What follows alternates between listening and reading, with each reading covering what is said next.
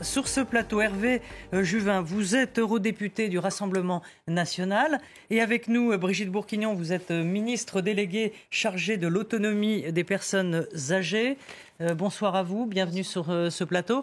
Alors Emmanuel Macron avec 28,1%, en tout cas les estimations de ce soir d'Ipsos. Il fait mieux qu'en 2017, Emmanuel Macron ? C'est un président sortant et qui fait mieux qu'en 2017.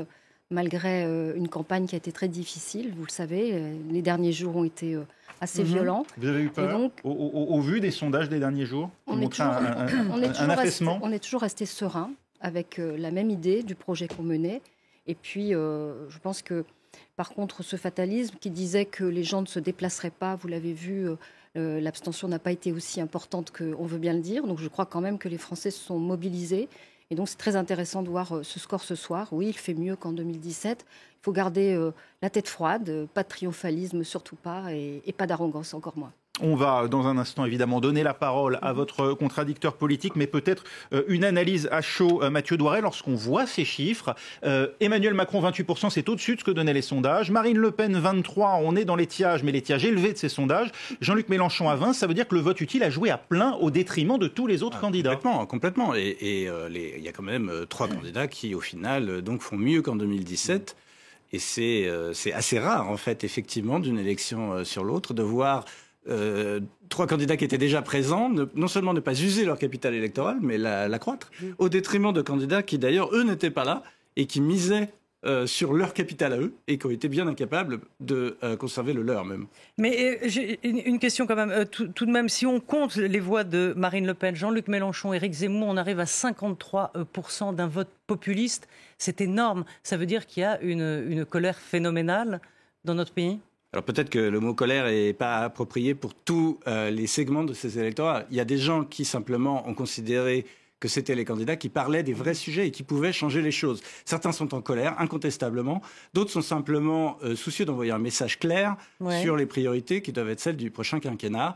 Je pense, si vous voulez, que de ce point de vue-là, il y a des gens qui n'ont clairement pas hésité entre les 3 candidats, parce qu'en réalité, là où il y a eu des mouvements, c'était plutôt à la marge.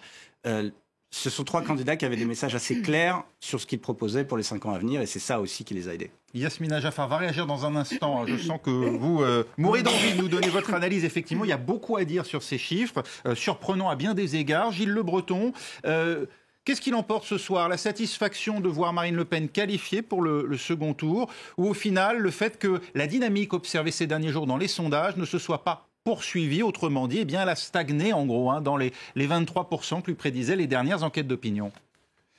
Alors, ce n'est que le premier tour. Donc, l'essentiel pour nous, c'était la qualification au second. Et de ce point de vue, nous ne sommes pas du tout déçus. Nous sommes au contraire enthousiastes. Vous avez vu des images du siège qui le montrent.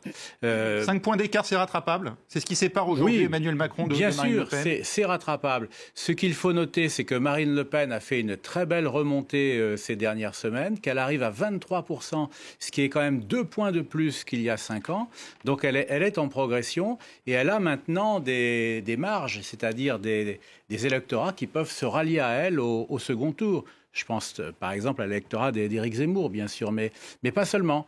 Je pense que l'électorat de Jean-Luc Mélenchon, qui doit être très déçu ce soir de son élimination, malgré son beau score, eh bien, va être amené maintenant à se poser des questions. Est-ce que cet électorat veut barrer la route à Marine Le Pen ? Marine Le Pen va lancer un appel aux électeurs de Jean-Luc Mélenchon ce soir ? Moi, je pense qu'il faut le faire, oui, bien sûr. Je pense qu'il faut faire appel à tous les électeurs qui sont mécontents des 5 ans du quinquennat de M. Macron.